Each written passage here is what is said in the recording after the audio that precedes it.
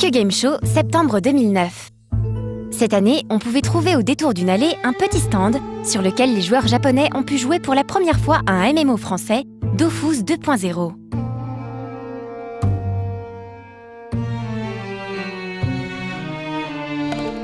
C'était la première fois que la société Ankama prenait un stand au Japon pour présenter ses créations. C'était aussi le prolongement d'une démarche assez particulière en forme d'expérience.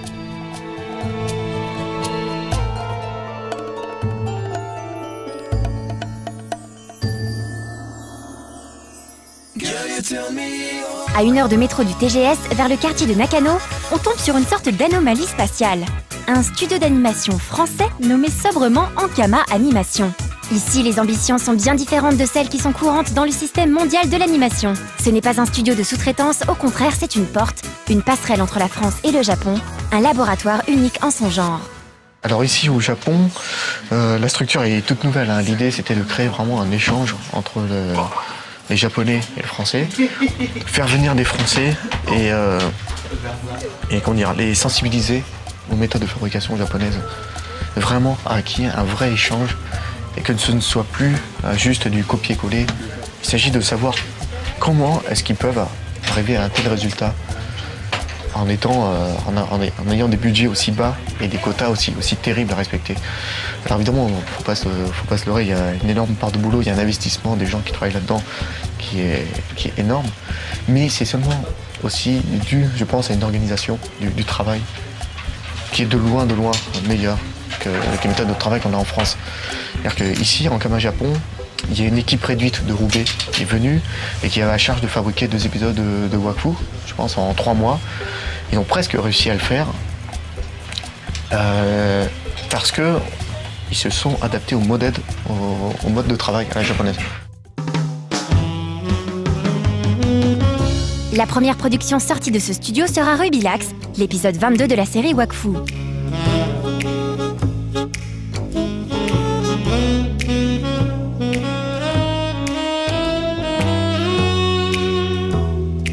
Le système par exemple de checking, éviter les gaspillages, éviter de revenir quand on est en montage ou dans les phases finales, de revenir en amont et de changer le scénario ou le storyboard. C'est-à-dire essayer d'avoir une étape, une validation qui est définitive, chaque étape. Donc ça demande peut-être un peu plus de temps pour valider, avant de mettre le OK. On réfléchit peut-être un peu plus, là ça demande peut-être plus de concentration, mais une fois que le temps pour arrive, c'est-à-dire qu'on ne revient plus dessus, quoi. En Ankama, bon, ils sont arrivés à mettre en place une structure, mais avec apparemment beaucoup de gaspillage éventuel, parce qu'ils sont en train de casser des pots constamment, mais la qualité est constamment upgradée à chaque épisode. Le but du studio, c'est maintenant de créer de nouvelles choses, du nouveau contenu en fait, en mixant les deux cultures. En fait, l'idée c'était de se dire, les Japonais finalement c'est un peu les meilleurs en animation, en termes de série. Et à Roubaix, bon, ok, ils ont trouvé une technique qui est très bien, qui leur plaît. Et l'idée de Tot, en fait, c'était de se dire, maintenant j'aimerais faire encore mieux. C'est-à-dire adapter ma technique et la faire avec des super animateurs japonais, voir ce que ça donne. Sauf que bon, cette idée, elle est bien c'est bien comme ça. Mais après, faut aller les chercher, les Japonais qui veulent travailler sous Flash. Et là, il n'y en a pas beaucoup, quoi. フラッシュアニメーションのいいところは、とても、お金がかからないというか人が必要じゃない少人数で作れるところがいいところだと思います。あとキャラクターの崩れもほとんど起きないので素晴らしいと思います。ただ、手書きで描くアニメーションほどの、柔らかさとか面白い絵とかいつもちょっとこうなんていうんですか柔らかみですかねなんか遊びができないかなと思います。Donc l'idée en fait c'est d'essayer d'arriver à faire des projets au sein du studio japonais Ankama Japon avec des Japonais, avec leur expérience d'animation et en utilisant un peu la technique Flash aussi qu'amènerait Roubaix. Donc créer des nouvelles choses jamais vu auparavant et développer le studio, un studio franco-japonais qui serait un pied-à-terre en fait pour les Français ici pour pouvoir apprendre. Une sorte de passerelle en fait.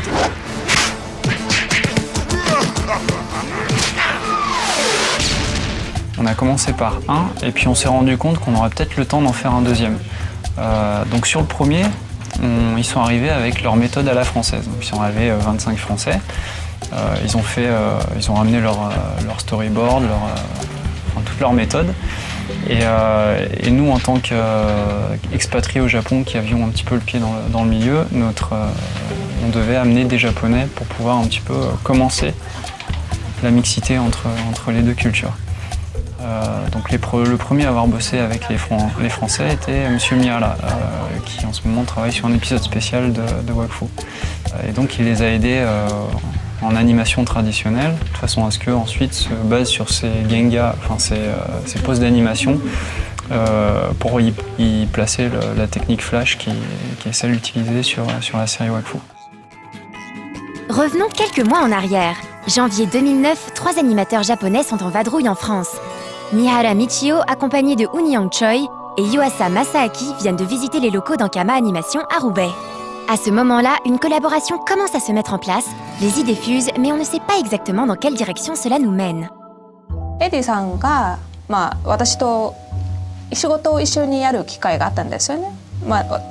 何か、演出をやる時、原画をやってくれて、それで後でいろんな、会うチャンスとかがあってて、それで「ウニョンどう?」とか言われて、それで知ってる人いないかとか言われた時、いやなんか三原さんとか湯浅さんでもいいんじゃないか、やってくれるのとかそういう話があってて、でもいいと思うよとかそんな話になって紹介してあげたんですよね。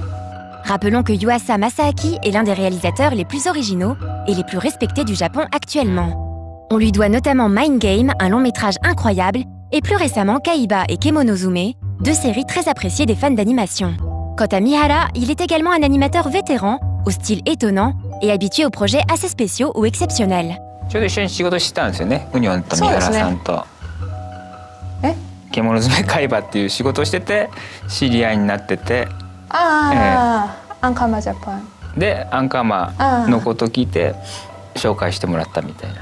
それはやっぱり、アントニーさんが来た時、見学に来ないかとか話があって、私がそれじゃ今月とかいつ何月みたいなもう決まったらそれじゃ今月とか言ったら、それじゃみんなに誘ってみてとか言われて、それで誘ったら2人がいいとか言って。いやとにかくびっくりしましたね。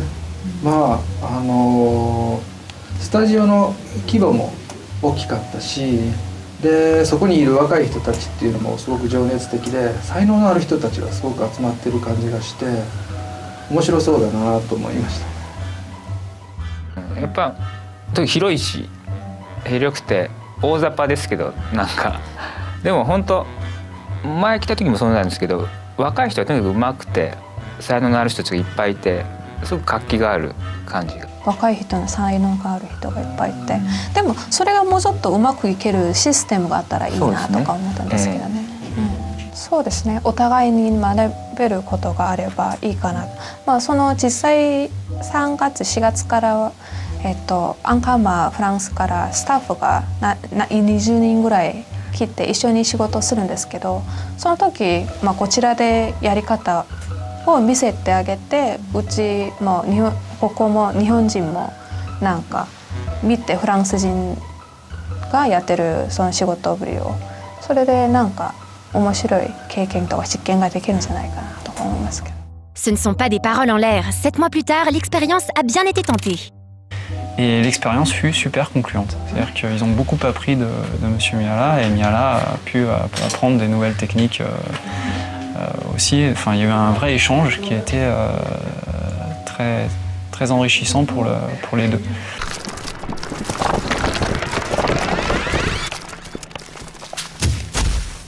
Ah oui, ça surprend toujours un peu au début.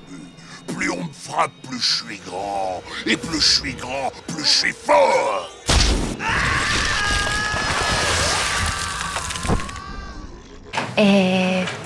まず、フランスのアニメーションアンカマでは、制作の人がいたんですけどロナウドさんがいたんですけども、やっぱり日本のやり方とは全く違かったので、最初は、ここからここまであなたの仕事ですと言われた後、全部もう私だけ普通だと普通じゃない日本だとそこでもちょっと、制作の人がいろいろ言ってきたり演出さんやら、作家さんやらいろいろこう。こうしてくださいしてくださいなんて言ったり話し合いがあったりするんですけども、そこはもう、ここからここまであなたやってくださいと言ったらもうそれきりずっと一人での作業になるんですけども、それがちょっと面白かったです。Ce qui est marrant, c'est de voir que les 20 personnes pour Ankama qui sont venues fabriquer ces épisodes sur Flash. Donc il y a eu un peu d'échange avec Monsieur Michala, qui est un animateur vétéran, et qui a fait les post-clés, les Gengas, ce qu'ils appellent ici les Gengas, sur papier. Après, ça a été scanné, ça a été mis sous Flash, donc il y a eu un échange. Et je pense que tous, pour la plupart, c'était leur premier voyage au Japon. Donc ça, c'était un peu dans un rêve. Enfin, c'est un peu toutes ces images qu'ils avaient vues dans les mangas, de la vie quotidienne, tout ça, qui vivaient en vrai. Donc il n'y a eu aucun mal pour les convertir aux méthodes japonaises. Et en plus, bon, il y a une autodiscipline, parce qu'ils étaient vraiment dans le kiff du premier jour. Et ils étaient venus pour ça, pour travailler à la japonaise et pour apprendre. Pas pour peut-être apporter le modèle de Roubaix, par exemple. Donc il n'y a eu aucun problème par rapport à ça. はい、とてもびっくりしました。フランスのアニメーターの人たちというのはすごい全部自分でやるというか、もうすごい力強くて、もうやりたいっていうのがすごくてびっくりしました。それでとてもなんていうんですかね、これはどうするのああするのって言って聞きに来たり、とてもすごかったです。元気が良くてすごかったです。Mais derrière ces premiers essais se préparait quelque chose de bien plus ambitieux. Un projet un peu fou, audacieux, voire même un peu terrifiant était en train de naître.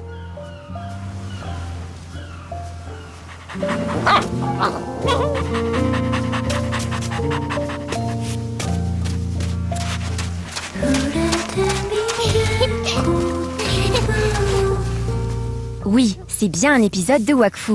Un épisode spécial dans tous les sens du terme. Fini le flash, place à l'animation traditionnelle. Ici, ça sera parfait.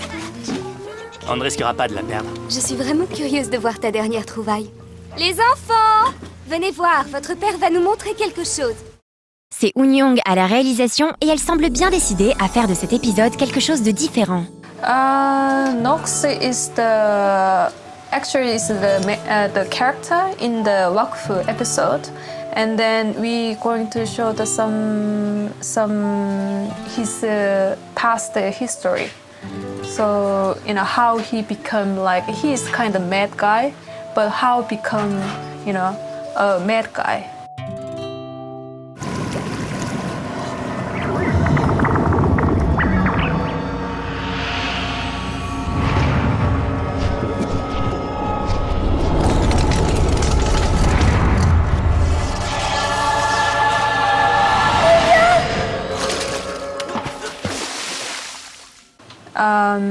And then this is the kind of flashback. So Anthony, the director of the Wakfu, said we can have some different style because it's flashback. It's the time already passed, long time ago it happened. So we have some kind of freedom style. So I want to show a lot of good thing about the 2D animation this episode. So just enjoy some nice of 2D animation, and then people watch and people may be interested, appreciate. So it will be nice introduction for the people who enjoy the Wakfu and then see different world, maybe little bit different style. Pour réaliser cet épisode, Eun Young a demandé à Yuasa de refaire entièrement le design des personnages pour l'occasion. Quand on connaît le style de Yuasa, on pouvait se douter que ça allait être bien différent de ce que les spectateurs connaissent de l'univers graphique de Wakfu. Et pendant la pré-prod, Tot, scénariste et réalisateur de Wakfu, a d'ailleurs fait une drôle de tête en découvrant les designs que Yuasa avait réalisés. Yeah, he was shocked because we actually had a design from the Yuasa-san, and then that one is like a really unique style, and then it looks kind of very flat, but like look very designy. But I love it, but it's completely different as the Wakfu other character design compared with the Wakfu. But I want to convince him and other people. If it moves, it's beautiful, you know? So, yeah, I hope it will work. L'épisode s'appelle Noxymilien l'horloger. La production s'est achevée en tout début 2010 avec la venue de Eun Young en France pour travailler sur le doublage et le mixage. J'ai passé une excellente soirée, Emilien.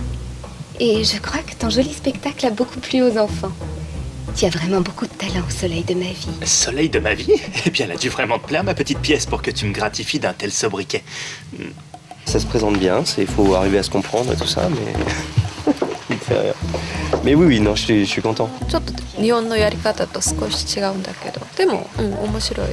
まあ、この場所と場所が一緒になってるのが、なんか、レコーディングしてるところの、分けてあるんですけど、ここ一緒になってるのが、なんか、まあ、役者さんと、声優さんと喋りやすいのがあるんですけど。Tu as vraiment beaucoup de talent au soleil de ma vie. Soleil de ma vie? Eh bien, elle a dû vraiment te plaire, ma petite pièce, pour que tu me gratifies d'un tel sobriquet.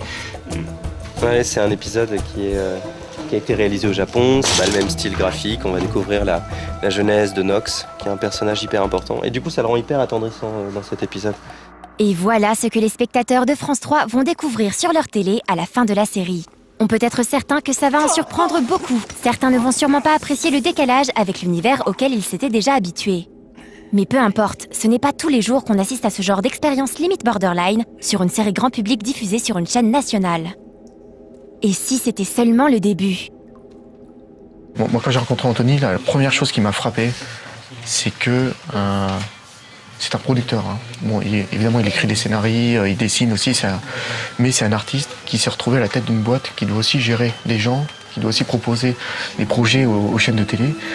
Mais l'énorme différence entre Anthony et tous les autres patrons de boîte, c'est que c'est quelqu'un qui croit au projet, qui défend les projets, qui défend les auteurs et qui défend les concepts des auteurs face aux chaînes de télé.